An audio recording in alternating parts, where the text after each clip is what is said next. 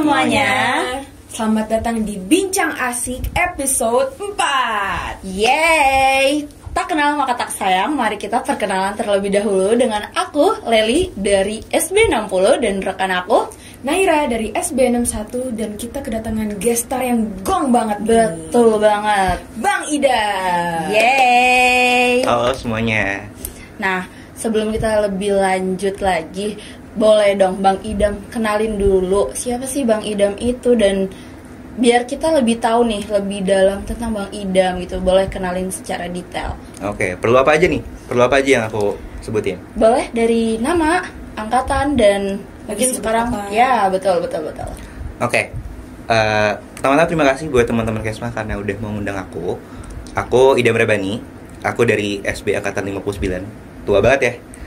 Udah ada Angkatan 62 sekarang.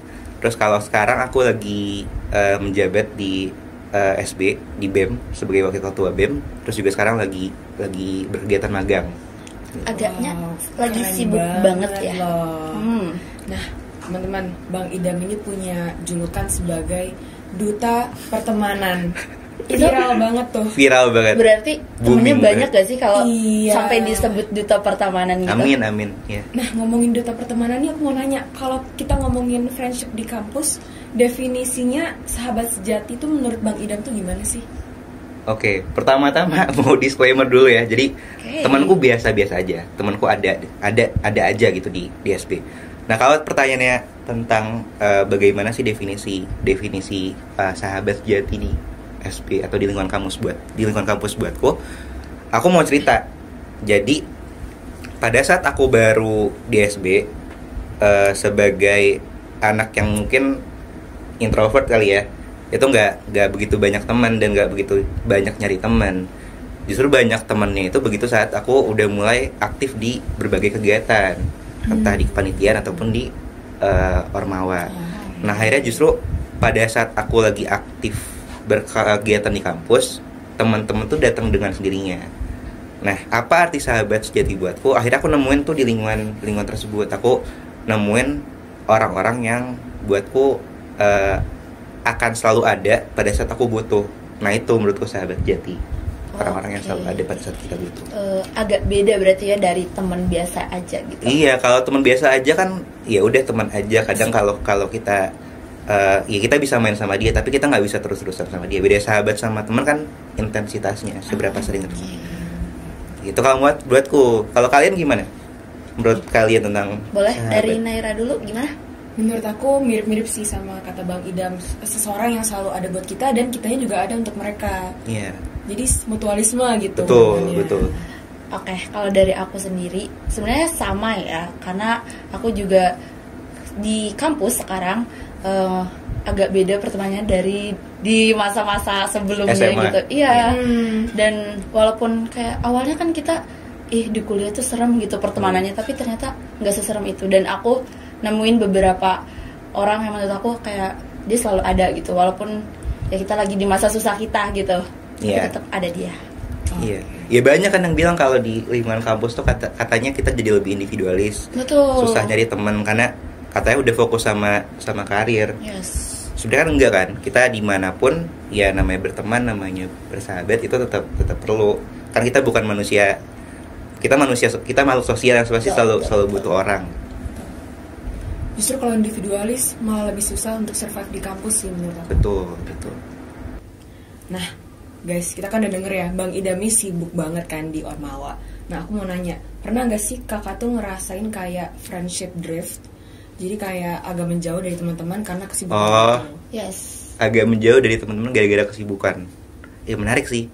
Karena ya gak bisa dipungkiri kalau kita lagi ngerjain sesuatu kan intensitas untuk mainnya jadi berkurang. Nah, kalau buatku ada itunya. Jadi kita jadi ninggalin pertemanan kita yang lain selain mungkin kita lagi fokus sama kegiatan kita lakuin. Tapi menurutku itu wajar banget. Dan pada akhirnya begitu nanti waktunya sudah mulai tidak sesibuk sebelumnya, kan waktu itu selalu bisa dicari. Kita masih bisa tetap untuk ketemu sama teman-teman yang sebelum kita ajak ketemu, dan sebaliknya kita juga masih bisa lebih dekat lagi sama teman-teman yang lagi bareng sama kita saat itu gitu. Jadi ada momen aku juga ngerasain Apa tadi istilahnya? Friendship drift. Friendship drift. Oke, itu kan yang Bang Idam rasain gitu. Tapi kalau dari Bang Idam sendiri, kayak di saat Bang Idam lagi ngerasain itu, ada nggak sih tanggapan dari teman-teman Bang Idam ke Bang Idam gitu? Reaksi mereka ke Bang Idam gimana gitu? Kayak nanyain kah, kayak kenapa kok kayak lagi menjauh gitu? Ada nggak kayak gitu? Iya, ada sih momennya. Terutama teman-teman ini ya, teman-teman SMA, teman-teman di luar lingkungan perkuliahan. Pada saat kita lagi jarang untuk main ke sana kan. Cuma ya itulah beruntungnya kita juga nggak perlu pilih-pilih teman, tapi untuk jadi teman dekat, untuk jadi sahabat kan perlu ada yang ya kecocokan. Ya alhamdulillahnya begitu aku misalnya sibuk atau berkegiatan, mereka juga pasti akhirnya pada bisa ngertiin kalau ya udah emang sekarang fasenya lagi sibuk masing-masing, lagi pada ngerjain masing-masing, lagi pada berproses, ya saling ngertiin aja. Toh pada akhirnya kan kita masih bisa komunikasi, masih bisa berkabar lewat chat, lewat WhatsApp gitu. Kalau kadang kan kalau kita udah jauh nih gitu sama teman kita karena kesibukan masing-masing atau ya karena kehidupannya udah beda dong kan kesibukannya gitu. Pas kita mau ketemu lagi itu kumpul lagi kayak canggung gitu ya. Iya ada. Gimana cara handle Bang? Biar sefrekuensi lagi, biar asik lagi gitu. Gimana caranya biar bisa asik lagi pada saat kita udah jarang ketemu sama orang? Aku termasuk orang yang percaya kalau setiap orang tuh ada masanya, ada waktunya. Kalau misalnya emang kita lagi jarang ketemu, lagi jarang ngobrol sama teman kita, misalnya ibaratnya teman SMA kita jarang ketemu sama mereka, terus ketemunya 6 bulan sekali. Ya betul. Terus pada saat kita ketemu ya canggung. Nah menurutku pada akhirnya kecanggungan itu bisa teratasi dengan ya coba ngobrol lagi dengan baik gitu. Kalian main lagi, kalian hangout lagi bareng-bareng. Toh wajar banget untuk canggung karena kita jarang ketemu, kita nggak sensitivitas dulu gitu untuk ketemu. Tapi kan yang namanya perasaan itu masih tetap ada, kita masih tetap bisa ngobrol, tetap berkabar gitu. Betul. Oke, nah Bang, ngomongin canggung nih, Bang Idam pernah nggak ngerasain kayak salah pilih circle gitu, salah pilih circle pertemanan?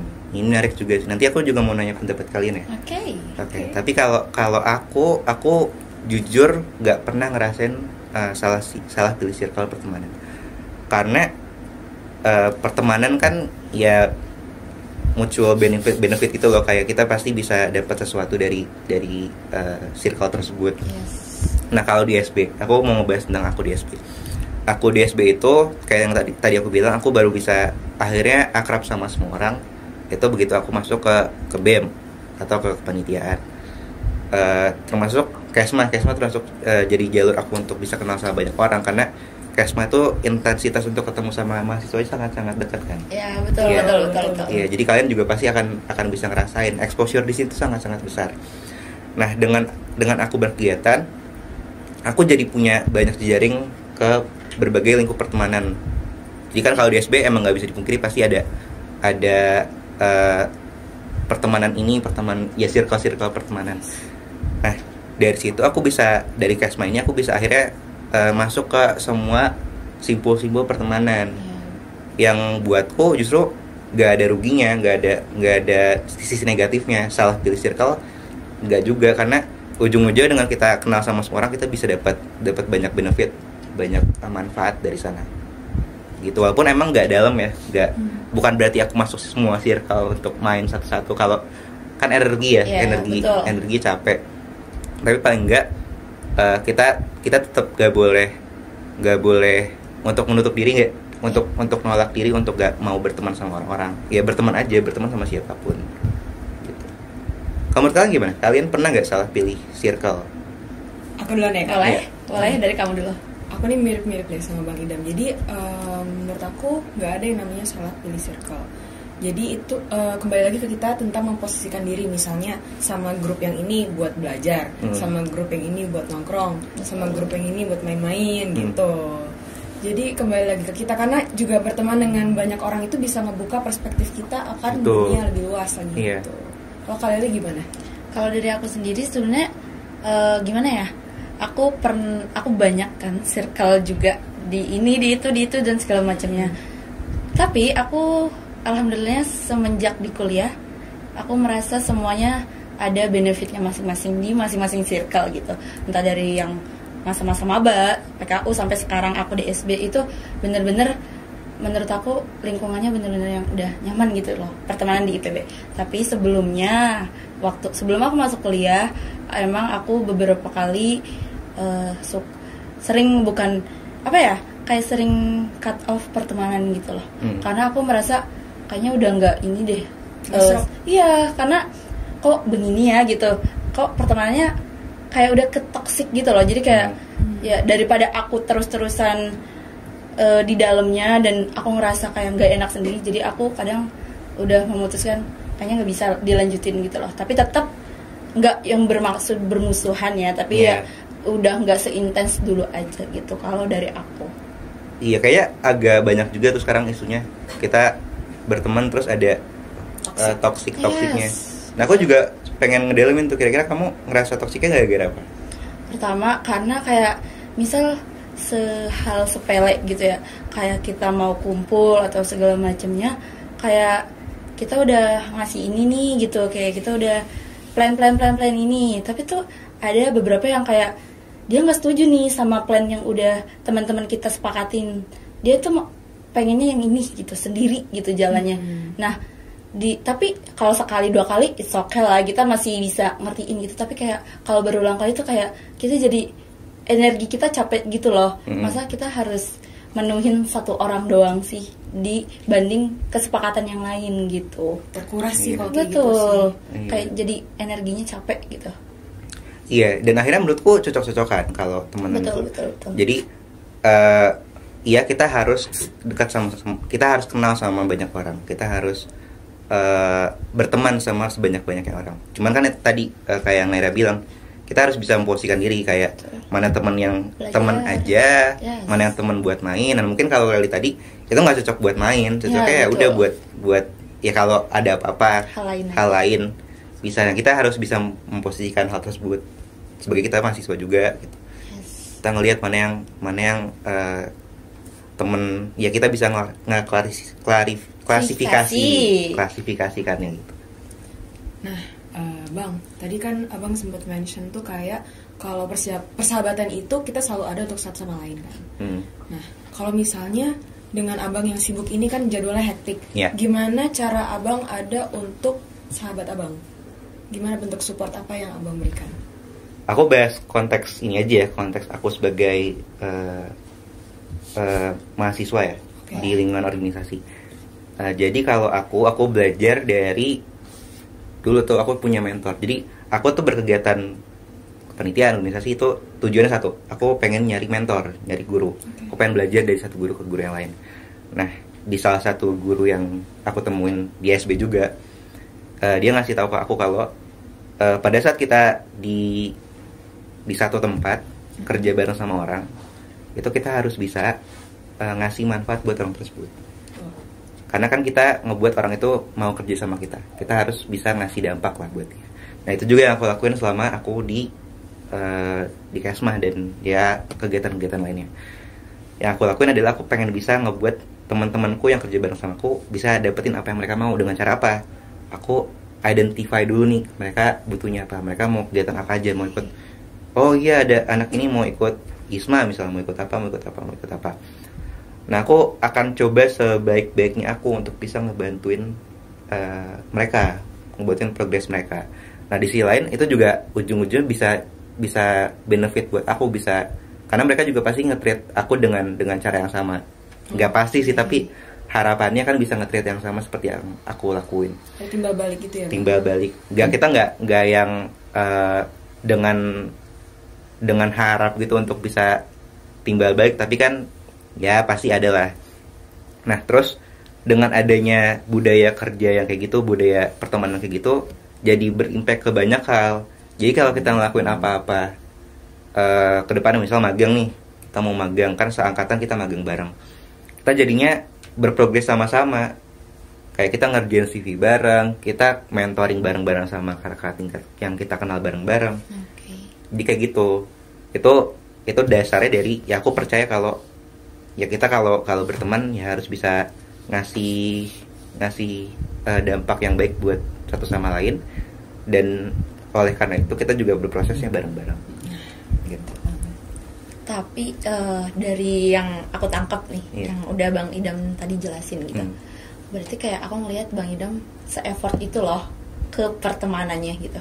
Kadang Bang Idam ngerasain gak sih kok nggak dapet feedback yang kayak apa yang udah kayak yang udah dikeluarin nih effort Bang Idam, tapi nggak dapet feedback itu dari teman-teman gitu.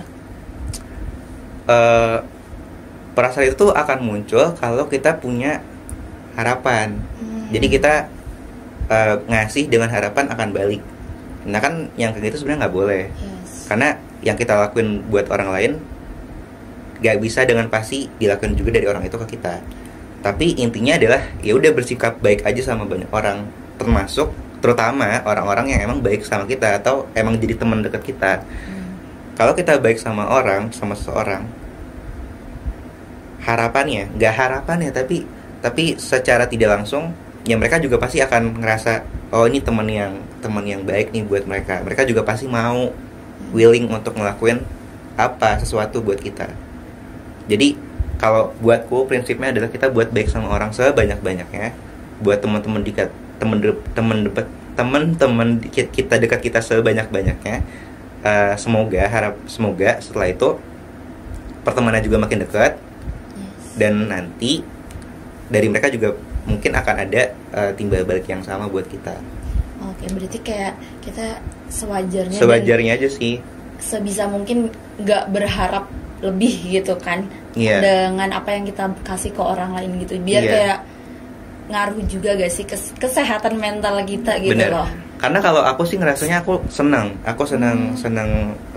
ngebantuin orang, senang ngelihat teman-teman dekatku berprogres. Aku punya kesenangan pribadi itu.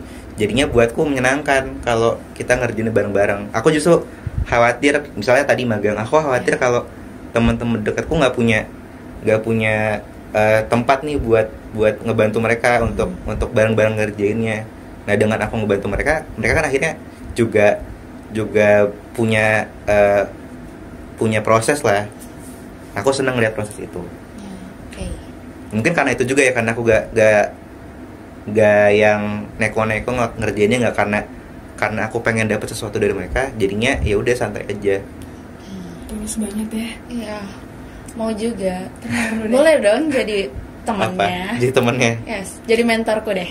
Boleh. Tadi udah mention mentor, aku mau tanya. Gimana cara Bang Idam akhirnya nemuin mentor itu, dan mentornya ada di SB gitu? Oh banyak. Jadi ya emang kan dari niatnya sendiri pengen belajar sama orang. Terus ya untung-untungan sih aku ikut beberapa penelitian, mencoba untuk belajar berguru sama siapapun. Terus akhirnya nemuin dari satu guru ke guru yang lain. Aku nemuin satu guru di satu penelitian namanya SBFS dulu. SBFS tuh salah satu acara lah yang juga ada pernah eksis gitu, walaupun ada satu dan lain hal. Nah aku ketemu sama ketua divisiku di situ, namanya Kak Diandra. Nah Kak Diandra ini juga yang sebelum angkatanku itu jadi bendaharanya Kesma. Nah dari situ aku melihat kalau sosok ini itu secara teknis, secara detail, secara konsep itu matang banget. Nah aku jadi banyak belajar sama dia. Setelah aku sama dia di satu penelitian, aku jadi tergerak untuk bisa kerja bareng sama dia di magang. Waktu aku magangnya juga di Kesma, ketemu sama Kak Diandra lagi. Terus dari situ baru ketemu sama Bang Danen, kadep sebelumnya, terus ketemu sama orang-orang lain, kadep dari departemen-departemen lain. Akhirnya belajar sama semua orang gitu. Itu prosesku. Jadi niatnya dari awal pengen belajar sama orang. Dengan begitu niatnya ya kita jadi secara gak langsung pasti nemuin sosok dari satu sosok ke satu sosok yang lainnya. Gitu. Berarti sama dong kayak aku ya. Aku kan lagi magang Kesma juga nih Kak. Kira-kira ada gak sih kriteria mentor-mentor? Misalnya 3 poin deh kriteria mentor-mentor yang layak untuk jadi role model kita gitu. Betul. menurutku belajar sama semua orang, sama siapapun. Tapi untuk akhirnya dekat sama atau nentuin oh ini orang yang pengen banget nih kalian jadiin mentor untuk kalian belajar banyak hal, satu orang yang figur yang tetap gitu. Kalau menurutku dari apa yang kalian butuhin sih, kalian nyarinya apa, kalian pengennya apa, kalian pengen dapetin apa. Kalau aku nyarinya waktu itu siapa orang yang bisa detail orientednya tuh rapi banget, terus secara konsep bagus banget, terus eksekusinya bagus banget. Ya, aku belajar dari sana. Nah kalau kalian apa, kalian pengennya misalnya pengen ya sesuai tujuan juga, pengen jadi pengen dapat beasiswa ISMA misalnya, ya belajar sama mentor yang udah pernah dapat beasiswa tersebut. Iya, jadi ya udah sesuaiin aja, dan gak harus satu kan, setiap tujuan bisa dipecah-pecah mentornya gitu. Itu kalau buatku. Jadi tentuin dulu tujuan kalian apa, baru dari situ ya berteman, baik lagi berteman sama mentor tersebut. Ya, apalagi kalau di SB ya, aku ngerasa kalau di SB budayanya menyenangkan. Jadi setiap orang juga seneng untuk ngajar dan seneng untuk belajar. Dan kita atau siapapun yang jadi mentor kan juga seneng itu untuk bisa sharing ilmu sama adik-adiknya gitu. Jadi jangan malu, jangan takut buat ngobrol. Siap, noted, Bang. Yes. Aku mau tanya, kita setiap pertemanan pasti ada struggle dong. Iya. Kayak misal Bang Idam lagi ada struggle pribadi nih gitu. Kayak udah ada belum sih seseorang gitu, atau dari teman-teman yang udah menurut Bang Idam deket, kayak Bang Idam berani gitu buat cerita ke mereka gitu, kayak ada nggak? Ada banget. Karena itu salah satu manfaatnya berteman ya, kita jadi punya seseorang yang kita cerita. bagi cerita gitu. Ya itu mereka lagi, teman-teman dekatku. Jadi ya pada saat aku mau miso mau curhat, lagi bingung mau cerita ke siapa, ke keluarga nggak bisa, ke teman dekat gak tau siapa selain mereka, jadi ke mereka aja. Aku ngadain kumpul ya, KKN contohnya, aku kan baru KKN. Terus ya KKN pasti punya masalahnya masing-masing.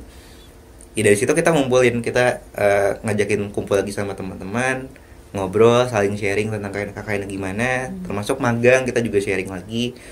Ya jadi cerita, jadi curhat. Oh KKN kita kemarin ada masalah apa, cerita gitu. Ya ada banget aku juga ngerasain.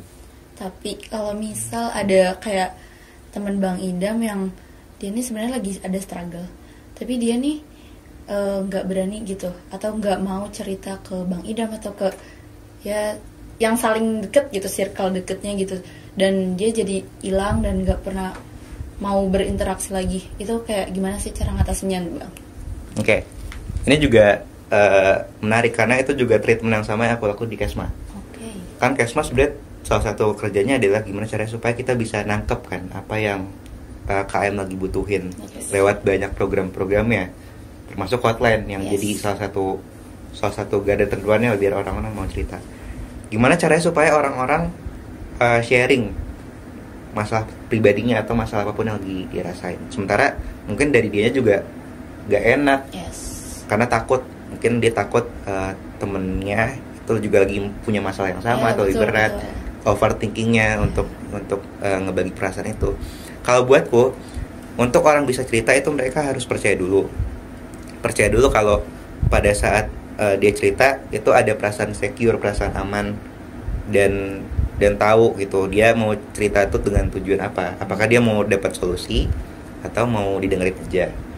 Nah kedua, dari lingkup pertemanan juga harus punya nuansa atau ruangan yang aman gitu untuk dia cerita. Jadi misalnya kan kalau misalnya kita punya lingkup pertemanan, kita cerita ke dia tapi curhat kita diceritain ke orang lain, kan kita juga gak mau kan buat cerita ke orang itu. Jadi dari situ juga kita harus ya mungkin dia gak mau cerita karena takut cerita diceritain ke orang lain. Tapi kalau dia tahu kita orang yang tepat, kita nggak bakal ngomong kemana-mana, dia juga pasti lebih mau untuk berbagi. Dan menurutku bukan tanggung jawab di kita. Tanggung jawab di kita tuh bukan untuk ngebuat dia cerita, tapi ngebuat dia ngerasa aman dulu aja. lewat gimana cara kita peduli sama dia, gimana cara kita memperhatiin kira-kira berubah apa enggak. Kan kalau ada masalah orang pasti berubah, kita ngelihat dulu dia ada perubahan atau enggak. Dengan kita sadar perubahan-perubahan kecil yang dia lakuin atau dia punya, ya dia juga jadi ngerasa oh ini orang tetap peduli loh sama dia gitu. Kalau jadi itu treatment aku kalau di lingkungan pertemanan. Terus kalau di Kesma gimana? Di Kesma menurutku semua toolsnya udah ada, semua caranya udah ada, tinggal kalian gimana caranya supaya bisa memanfaatkan aja. Kan sama ya, konsep Kesma adalah kita bukan jadi pilihan pertama buat orang buat cerita, tapi jadi opsi. Pada saat mereka udah nggak punya tempat untuk cerita di antara circle pertemanan mereka kepikiran gitu untuk cerita sama Kesma loh. Iya. Cara gimana? Caranya lewat ya banyak program Bincang Asik salah satunya. Dengan kita bikin program ini kan jadi orang-orang kenal sama siapa anak-anak Kesma. Yes. Untuk cerita kan butuh kenal dulu. Yes. Setelah kenal tahu karakter gimana dan mau buat cerita. Orang tuh harus percaya dulu sama kalian, sama Kesma, sama kita. Baru akhirnya dengan mereka percaya, mereka tahu kita orang-orang gak mungkin macam-macam, mereka tahu kita bisa mengikuti cerita, akhirnya mereka mau untuk cerita, untuk sharing permasalahan mereka, permasalahan finansial, permasalahan akademik, permasalahan percintaan, permasalahan pertemanan. Dan itu juga akhirnya yang jalan di zamanku, akhirnya orang-orang cerita karena itu. Waktu subuh kan kita itu touch point kita kan, itu kita bisa kenal sama satu angkatan lewat subuh. Karena siapa yang nggak mau ngambil subuh? Iya, jadi lewat situ juga termasuk gitu. Kita harus bisa nemuin titik-titik interaksi kita sama orang-orang, dan itu juga bisa diaplikasikan ke pertemanan. Oke, jadi yang aku dapat dari Bang Idam itu intinya itu adalah dengan building trust atau building kepercayaan satu sama lain.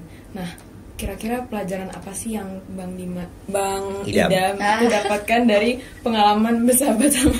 Boleh nggak ditiru? Boleh nggak? Kok Bang Dimas sih? Tadi Oke, pelajaran dari selesai Bang Idam cerita. Nah, oke, jadi dari yang aku dapat dari Bang Idam itu, yang terpenting dalam friendship itu adalah dengan building trust sama lain, building kepercayaan.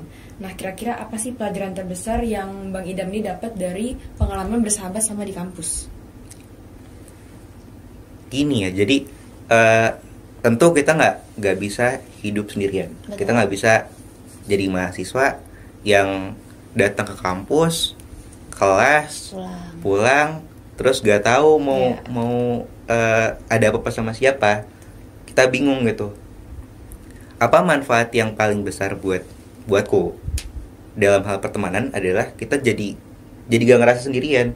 Kita jadi gak takut untuk kemana-mana, karena kita tahu dimanapun kita berada ada seseorang yang kita kenal atau kita bisa bersandar sama orang itu. Nah, itu juga yang ya dalam aspek bisnis kan berrelasi juga penting. Yes. Kita kenalan sama orang, punya banyak teman, itu juga penting. Dengan kita punya banyak teman dalam aspek bisnis, kita bisa jadi punya banyak peluang. Peluang itu juga yang akhirnya bisa kita manfaatkan entah dalam bisnis kita atau dalam tujuan-tujuan lain yang kita lakuin. Jadi itu buatku pertemanan juga bisa berdampak baik buat bisnis, karena dengan pertemanan kita bisa dapat banyak peluang, banyak kesempatan. Kalau buat pesan buat kita lah nih, karena aku juga kadang ngerasa masih suka, walaupun ada teman tapi kadang masih kesepian gitu. Bener banget, feeling lonely gak suka. Walaupun padahal kita teman banyak nih. Cari pacar sih Lel. Oh my god. Oke. Cari pacar ya, Nay. Belum ada lagi. Belum ada. Mau angkatan 59 kayaknya banyak deh yang. Bentar, waduh. Emang Bang Idam ada pacar? Hah? Gimana? Emang Bang Idam ada pacar nih? Pertanyaan selanjutnya boleh? Gak mau dibahas gitu ya? Mau kita gali-gali lagi? Harusnya kita gali lebih dalam. Habis gak sih waktunya? Belum dong. Oke. Aku mau tahu aja nih dari Bang Idam, kira-kira pesan buat teman-teman mahasiswa nih yang ngerasa masih kesepian, terus kayak dia tuh kayak suka ngerasa nggak punya teman loh. Kayak kuliah ya udah gitu flat aja gitu. Padahal sebenarnya dia tuh ada temen ada, tapi kayak masih suka ngerasa gitu. Apa sih kayak pesan buat mereka gitu bang? Oke.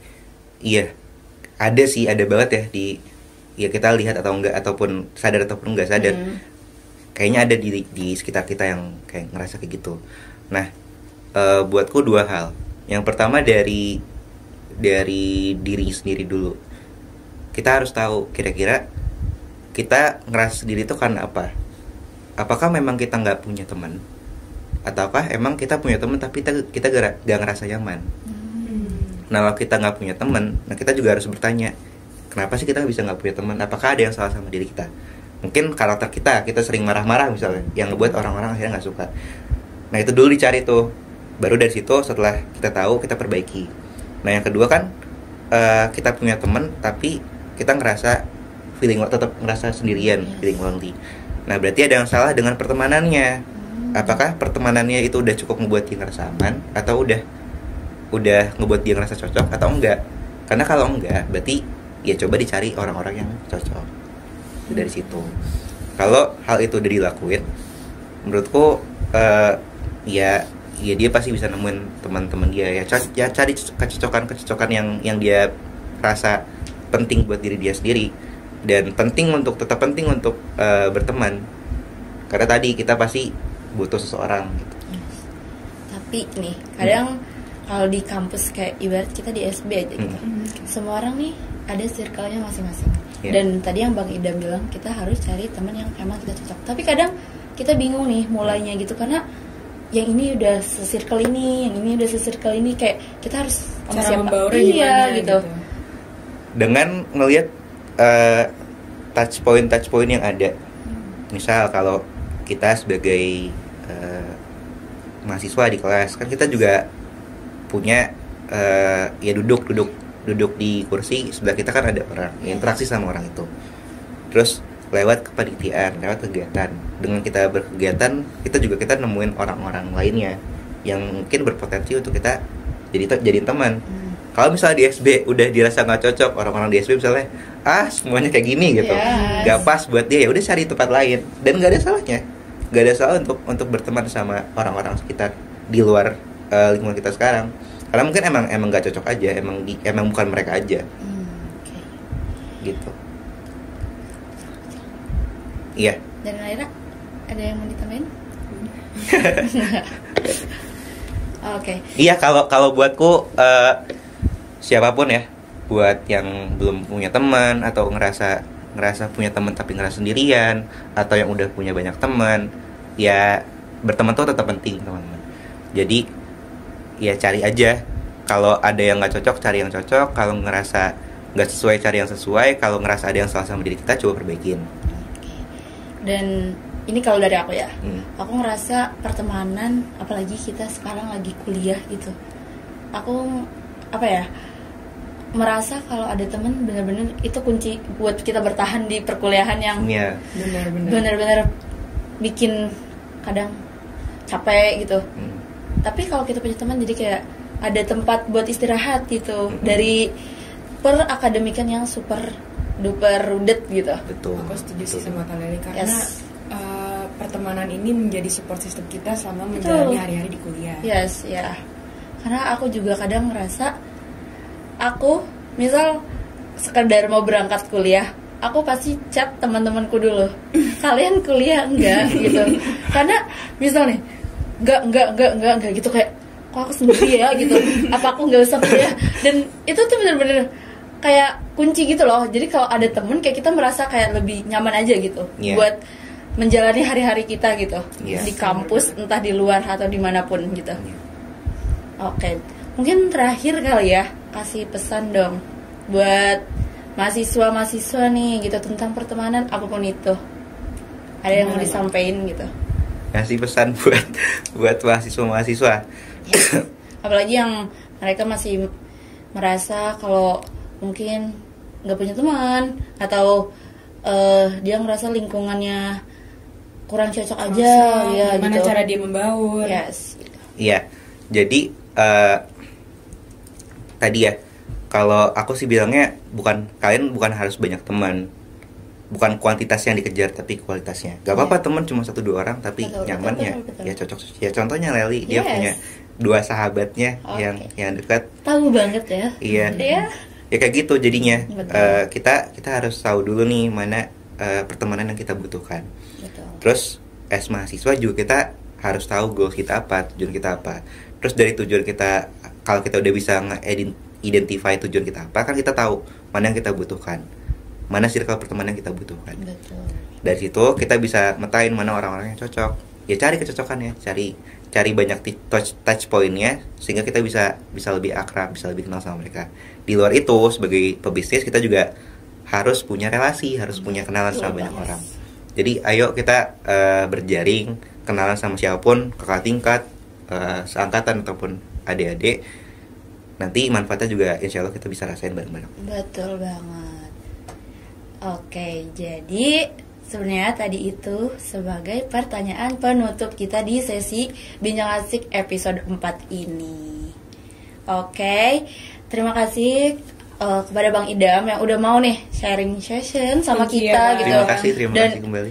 dari yang udah kita obrolin bareng-bareng kayak aku jadi makin tahu soal pertemanan segala macam lah gitu. Semoga bermanfaat ya. Yes, sangat aku ambil sisi baiknya gitu. Yes, aku dapat banget tips and triknya nih dari Mbak Ida. Tuh. Sangat banget. Jadi buat teman-teman semua jangan khawatir yang merasa sendiri atau nggak punya teman, kita memang belum nemu aja gitu, dan kita masih harus cari apa tujuan kita dalam mencari teman gitu. Dan teman-teman harus kenali, yang penting harus tahu diri kita dulu gitu. Oke guys, terima kasih. Jangan lupa like, comment, dan subscribe. Dan jangan lupa tonton video Bincang Asik selanjutnya. Dadah!